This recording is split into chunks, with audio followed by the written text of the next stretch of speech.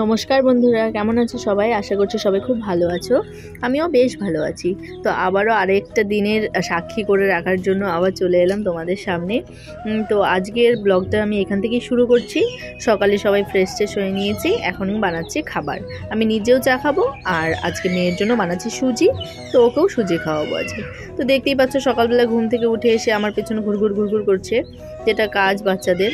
টুপি মোজা জুতো কিচ্ছু পরতে চায় না, মানে বুঝতে পারি না ওদের ঠান্ডা লাগে কি লাগে না। এবার এত বকা দেওয়ার পরেও যখন শোনে না তখন আর কি করবো বলো। তো এই দেখো পেছন ঘুরছে কোলে নাও বলে, কিন্তু খাবারটা না বানিয়ে তো আর কোলে নিতে পারছি না। এই তো তাড়াতাড়ি করে খাবারটা বানিয়ে তারপর ওকে নিয়ে খাওয়াতে বসবো। তো তোমরা আজকের ব্লগটা দেখতে থাকো, আশা করছি তোমাদের ভালো লাগবে। তো এই দেখো, এটা হচ্ছে আমার ননদ। তোমরা অনেকেই ওকে চেনো।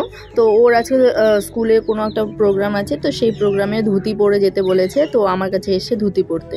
তো সত্যি কথা বলতে আমি যখন স্কুলে পড়তাম তখন আমিও এইরকম মানে স্কুলের যে কোনো সাংস্কৃতিক অনুষ্ঠানে পার্টিসিপেট করতাম। তখন আমরাও কারোর না কারোর কাছে যেতাম যে আমাদের সাজিয়ে দাও, শাড়ি পরিয়ে দাও বলে। তো আজকে আর কি ও এসে আমার কাছে যে বৌমনি আমাকে ধুতি পরিয়ে দাও, তো আমার না মানে ওকে পড়াতে নিজের মানে ছোটোবেলার কথাগুলো একটু মনে পড়ে যাচ্ছিলো, বেশ ভালো লাগছিল।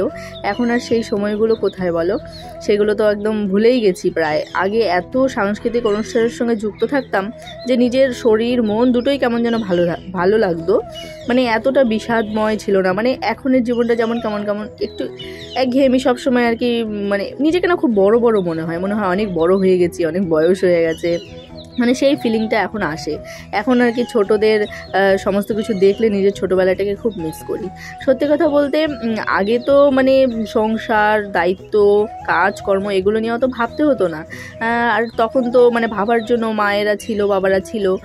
আর তখন নিজেদের মানে আনন্দ ফুর্তি এই সমস্ত জিনিসগুলো নিয়েই আমরা ব্যস্ত থাকতাম বেশি।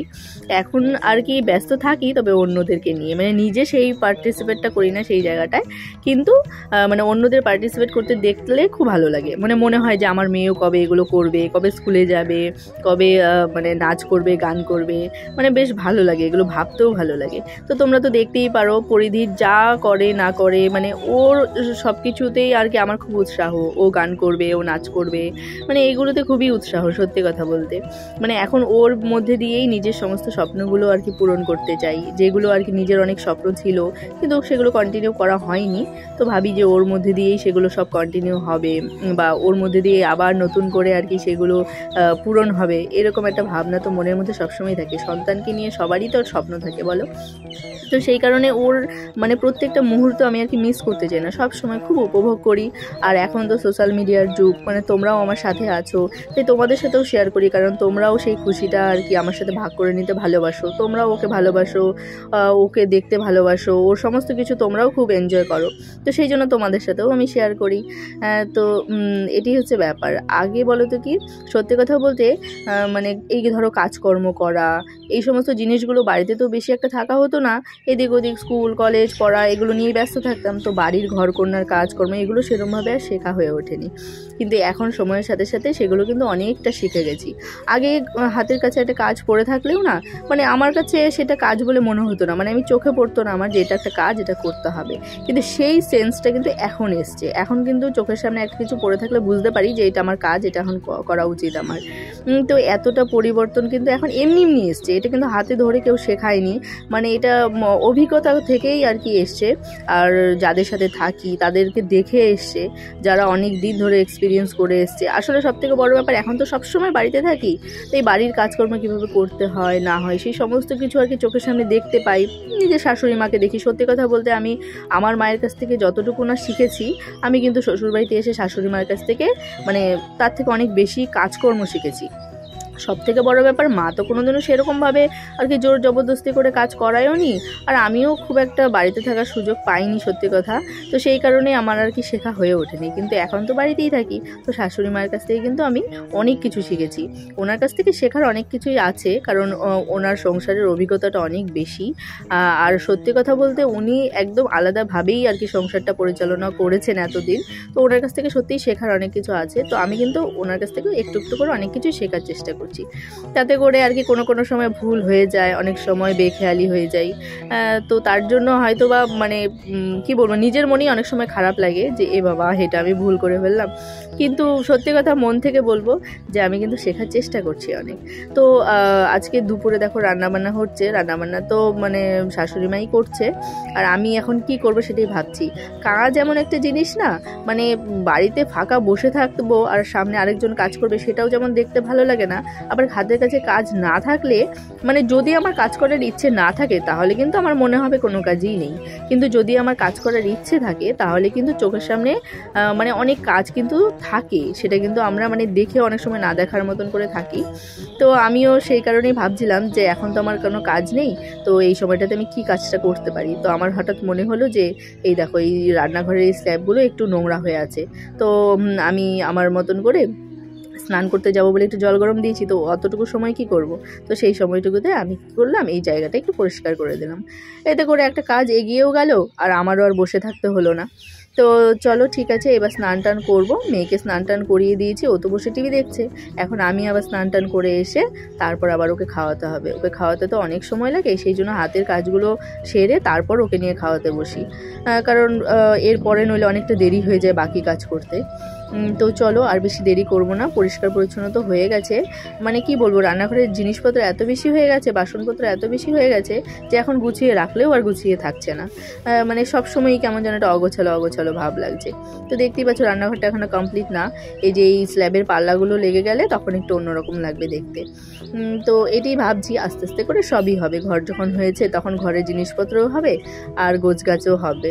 আমাদের কিন্তু বাড়িতে সকালবেলা থেকেই আর কি একটু ঝামেলা রান্নাবান্না, কিন্তু দুপুরে খাওয়ার পর থেকে কিন্তু আর কোনো কাজ নেই, তখন কিন্তু শুধু আরাম আর বিশ্রাম, আর সেই সময়গুলোতেই আমি আমার নিজের কাজগুলো করি, মানে এই ধরো ভিডিও করা, ভিডিও এডিট করা, তোমরা তো নিজেরাও জানো একটা ভিডিও বানিয়ে তারপর সেটা এডিট করতে অনেক সময় লাগে, আর আমাকে তো নির্দিষ্ট করে সেই রকম একটা সময় আর কি আমার জন্য ফাঁকা নেই। তো ঘরের সংসারের কাজ করার মাঝে যেই অবসর সময়গুলো পাই আমি, সেই সময়গুলোতে আমি মানে আমার সেই ব্যক্তিগত কাজগুলো করি। তো এতে করে মানে অন্য কারো কোনো সমস্যা হয় না, আর কোনো কাজে ব্যাঘাতও ঘটে না, আর আমি ওরকম চাইও না, বুঝলে, যে মানে নিজের সংসারের সমস্ত কাজ ফেলে দিয়ে তারপর শুধু ভিডিও করব, এডিট করব, যেহেতু এটা আমার প্রফেশন না, আমি আমার শখের জন্য করি, তো সেই কারণে আমি কিন্তু ওইরকম করি না। তো চলো সন্ধ্যাবেলা মেয়েকে নিয়ে একটু পড়াতে বসেছি, তোমরাই শোনো আজকে ও কি পড়াশোনা করছে। কালার বলো, কালার, এটা কি কালার? রেড।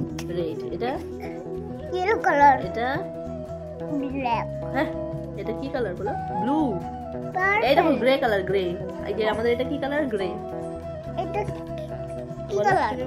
পার্পল। হ্যাঁ। এটা কি কালার? ব্রাউন। এটা কি? এটা হচ্ছে ওয়ালনাট। ওয়ালনাট। এই দেখো এটা কি কালার? অরেঞ্জ। হ্যাঁ, এটা অরেঞ্জ। এটা পিঙ্ক। ওয়াও, এটা কি কালার? আমাকে একটা মাউথের গান কিনে দেবে তো? হ্যাঁ, ওকে তো কিনে দেবে। আমি নেব, তুমি একটা নেবে। ঠিক আছে, দুইজনেই নেব। আমি নেবে, আমি নেব। দুইজন। আমি নেব না? হ্যাঁ, নেবে তো। তুমি এটা নেবে, আমি এটা নেব। হ্যাঁ, ঠিক আছে। আমি এটা নেব, তুমি এটা নেবে। তুমি গিটার বাজাবে। ঠিক আছে। এরকম করে গিটার বাজাবে তো? এটা কিনে করব, আমি এরকম বাবা হয়ে যাব, তারপর যেটা কিনে দেব। হ্যাঁ, ওই বাবার সোয়েটারটা পরলেই তুমি বাবা হয়ে যাবে? হ্যাঁ। তারপর আমাকে কিনে দেবে বাবা হয়ে? হ্যাঁ, কিনে দেব তো। কি দিয়ে কিনে দেবে? হ্যাঁ, কি দিয়ে কিনে দেবে? বন্দুক দিয়ে। যা, এগুলো এগুলোতে এমনি এমনি দেবে না তো? দেব তো। এগুলো কিনতে কি দিতে হবে বলো তো? কি দিয়ে কিনতে হবে? পয়সা, টাকা দিয়ে। পয়সা? হ্যাঁ, পয়সা টাকা দিতে হবে। পয়সা টাকা বলবো আমি, তারপরে মজারটা দেবে। হ্যাঁ, এইটা তোমাকে দেব আর মজারটা নিয়ে আসবো। আচ্ছা, এইটা কিনে দেব, তুমি তবলা বাজাবে। আচ্ছা, এখন তবলা বাজাবে। আচ্ছা, ঠিক আছে, মনে থাকবে তো? এটা বাজাবে তো, আমি এটা বাজাবো। এরকম করে বাজাবো। আমি কিনে নেব আর বানাবো। হ্যাঁ ঠিক আছে তো? দুইজনে ঠিক আছে। বলবো। তো চলো আজকের ভিডিওটা এখানেই শেষ করব। মেয়ের আকাশ কুসুম কথা শুনতে শুনতে মাঝে মাঝে একটু একটু করে পড়াচ্ছি ওকে। এইভাবে করেই পড়াই রোজ দিন। তো আজকের ভিডিওটা কেমন লাগলো জানিও।